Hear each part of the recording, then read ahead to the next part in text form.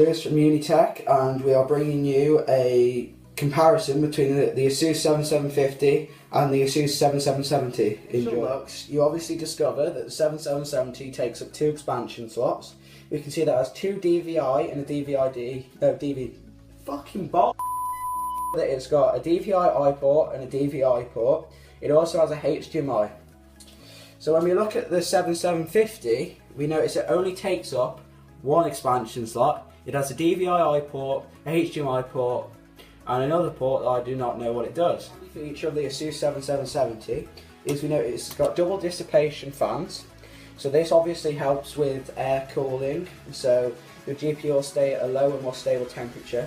We also notice that it's got very nice pinstriping and a lovely bezel that goes over. And then when we look at the 7750, it's got a single fan, although it is quite a large fan, and it's got a nice red outer bits with a metal looking PCB. Both of them have a black PCB with a silver expansion slot. If you look at the graphics card, you'll discover on the rear that it takes a 6-pin header to provide it with power. Obviously it's a more demanding graphics card than the 7750, because we also discovered this one does not take an extra 6-pin power cable, so it runs just off the PCI power. So that's the initial specs of the graphics card. So it takes PCI Express 3.0. The chipset manufacturer is AMD. So the core clock is 120 MHz. The stream processors of 640 stream processors. The memory clock is 1150 MHz. Obviously it's a 2 GB graphics card. The memory interface is 128-bit and the memory type is GDDR5. It's DirectX 11 and the OpenGL is 4.2. So obviously the ports, I'll just put it better than you. But yeah, so the ports, there is 1 HDMI port, 1 display port and 2 DVI ports. So this graphics card does have Infinity support and Crossfire support. The cores are obviously fans with dual dissipation.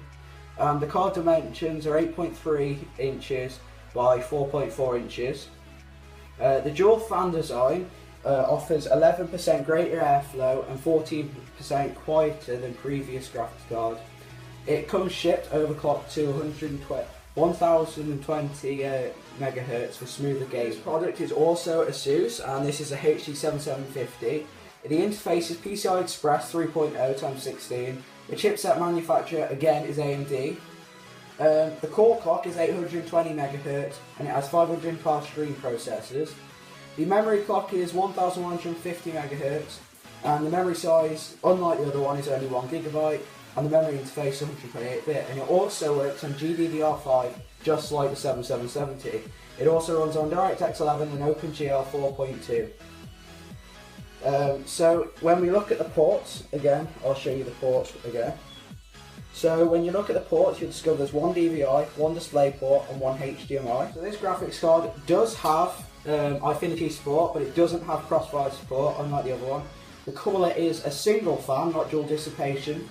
It has dual link DVI supported and it's HD CP ready. The card dimensions are 7.8 inches by 5 inches by 1.7 inches. Not to mention, but with both graphics cards, it comes with a disc ready with GPU Tweak utility, which helps you modify and tune your clock speed, voltages and fan performance via an intuitive interface.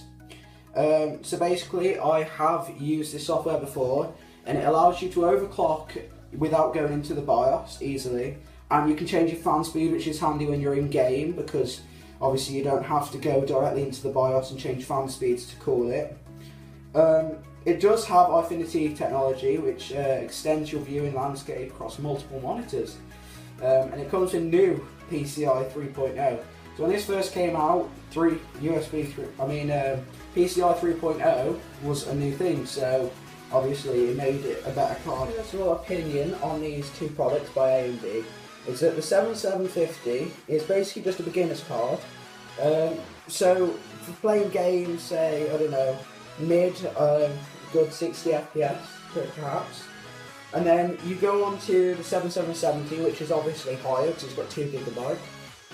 So overall it's a better card, dual dissipation fans, it makes it cooler, it's got better heatsink technology, so overall it is a better product.